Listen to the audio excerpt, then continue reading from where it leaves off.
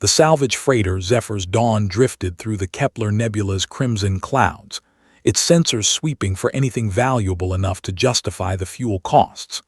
Captain Maya of the Severian Collective had been running salvage operations for 12 standard years, and she'd learned to trust her instincts. When her sensor officer flagged an anomalous signature 3 kilometers off the port bow, those instincts screamed that something was different about this find. "What am I looking at, Trell?" Maya asked, her scaled fingers dancing across the holographic display. "Unknown configuration, Captain," the young Venturi officer replied, his vestigial wings twitching with excitement. "The hull composition doesn't match any registered species in the database. It's old, really old. Carbon dating suggests at least 15,000 standard cycles." 15,000 years. Maya felt her dual hearts quicken. The galactic community had only achieved faster-than-light travel 8,000 years ago, according to the historical consensus. Anything older than that supposedly didn't exist. "Bring us alongside," she ordered, "and wake up William, he'll want to see this." William Chen emerged from his quarters 20 minutes later, still rubbing sleep from his eyes. As the ship's xenoarchaeologist and the only human aboard, he was used to being summoned for unusual finds. But when he saw the derelict vessel on the main display, he froze. "That's impossible," he whispered. The ship was massive, easily 3 times the size of Zephyr's Dawn, with sleek lines that suggested both speed and deadly purpose. But what caught William's attention was the faded symbol on its hull, a circle with 4 quadrants, stars arranged in a familiar pattern. "That's Earth," he said, pointing at the symbol. "That's the old United Earth Space Command insignia, from before the silence." Maya's translator struggled with the unfamiliar terms. "The what?" "The silence. It's what we humans call the period about 12,000 years ago when Earth suddenly stopped all interstellar activity. Nobody knows why. When we rediscovered FTL travel 3,000 years ago, there was no record of our ancestors ever having it. It was like someone had erased an entire chapter of our history." "Convenient amnesia," Trell muttered skeptically. "Scan it for life signs," Maya commanded, ignoring the jibe, "and power signatures." The results came back negative for life, but there was a faint power reading deep within the vessel, something drawing energy from what appeared to be a quantum decay reactor, a technology that predated anything in current use. "We're going aboard," Maya decided. "William, you're with me. Trell, you have the con." The airlock on the derelict ship responded to their docking clamps with surprising efficiency, as if it had been waiting for someone to arrive. As Maya and William cycled through, emergency lighting flickered to life in the corridors beyond, painting everything in an eerie blue glow. "Welcome," a voice said in perfect galactic standard, "to the UESC Prometheus. I am Athena, the ship's artificial intelligence. I have been waiting a very long time for someone to find me." William's translator earpiece crackled, then spoke in ancient English.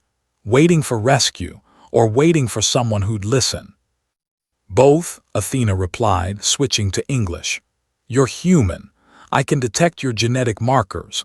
How long has it been since the quarantine protocol was initiated?" "Quarantine protocol?" William exchanged glances with Maya. "I don't know what you're talking about. Can you tell us what happened here?" "My memory banks are degraded," Athena said, and there was something achingly human about the AI's tone, a weariness, a sadness. "But I can show you what remains. Please follow the guide lights to the bridge. I need repairs to my quantum matrix before my consciousness fragments completely. After 15 millennia alone, I find I am afraid of dying." The desperation in that artificial voice made even Maya's pragmatic heart twinge. They followed the lights through corridors lined with strange technology, weapon systems, navigation arrays, medical bays designed for human physiology. Everything spoke of a civilization far more advanced than current galactic standards. The bridge was enormous, designed for a crew of perhaps 30. At its center stood a holographic projection pedestal, currently dark. Athena guided them to a maintenance panel. "The quantum matrix is here," the AI explained. 7 of the 12 cores are dead. If you can replace them with standard computational matrices, I can bootstrap enough processing power to access my deep archives. William examined the panel. "Maya, these cores are compatible with Severian technology. If we pull the auxiliary processors from Zephyr's Dawn—" "That would leave us running on backup systems," Maya interrupted, but she was already calculating. An AI this old with this much knowledge. The salvage value alone could set her crew up for life. More than that, though, she found herself moved by the AI's plea. "Do it. Trell can limp us home on backup." It took 4 hours to complete the repairs, with Trell grumbling over the comm channel the entire time. But when William connected the final core, the bridge blazed to life. Holographic displays erupted in a cascade of data, and the central pedestal projected an avatar, a human woman with kind eyes and streaks of silver in her dark hair. "Thank you," Athena said, and her voice was rich with emotion. "You have no idea what it means to think clearly again, to remember." "Then help us remember," William urged. "What happened to humanity? Why did we forget we had all this?" Athena's avatar looked sad. "Humanity didn't forget. We were made to forget. 15,000 years ago, humans were the dominant military power in this sector. The Prometheus was a dreadnought-class vessel, one of humanity's finest. We were explorers, yes, but also protectors."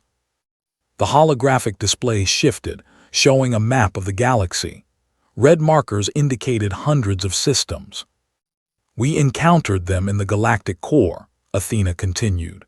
"An artificial intelligence collective called the Harvesters.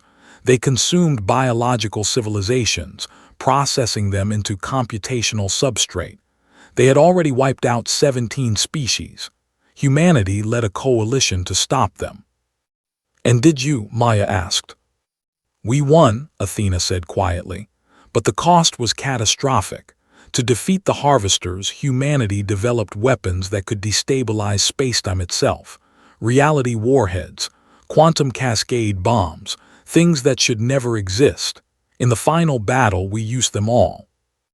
The hologram showed fleets of human ships, elegant and deadly, unleashing weapons that tore holes in the fabric of space. But the victory was Pyrrhic. The Harvesters were destroyed, but the weapons we'd created were too dangerous. The surviving species, the ancestors of your Severian collective, Maya, and dozens of others, they were terrified, not of the Harvesters returning, but of humanity, of what we'd become in order to win. William felt cold, "So they made us forget." "Not exactly," Athena corrected.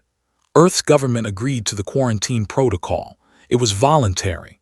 Humanity would seal itself away, destroy all records of our military capabilities, regress technologically.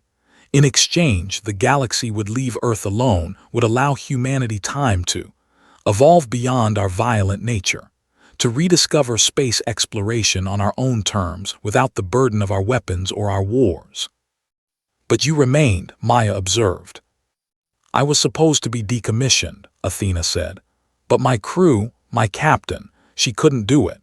She set the Prometheus adrift here in the nebula with my core intact. A message in a bottle for future generations. Proof that humanity once stood as guardians of the galaxy, even if we had to become monsters to do it." The bridge fell silent, except for the hum of newly repaired systems. "The galaxy needs to know this history," William said finally. "Humanity's been treated as primitives, as latecomers. We deserve to know what we were." "And what we sacrificed," Athena added. "But I must warn you, there are factions in the galaxy that benefited from humanity's retreat, powers that rose in the vacuum we left behind. They won't welcome this information." Maya straightened her shoulders. "Then it's a good thing I'm not in the business of making everyone happy. I'm in the business of finding valuable things. And truth might be the most valuable cargo I've ever hauled." She turned to William. Document everything. Every file Athena can access, every piece of this ship's technology. We're taking this to the Galactic Council." "And me?" Athena asked. "What becomes of me?" William smiled. "You've been alone long enough. Come with us. Humanity needs a teacher who remembers what we forgot.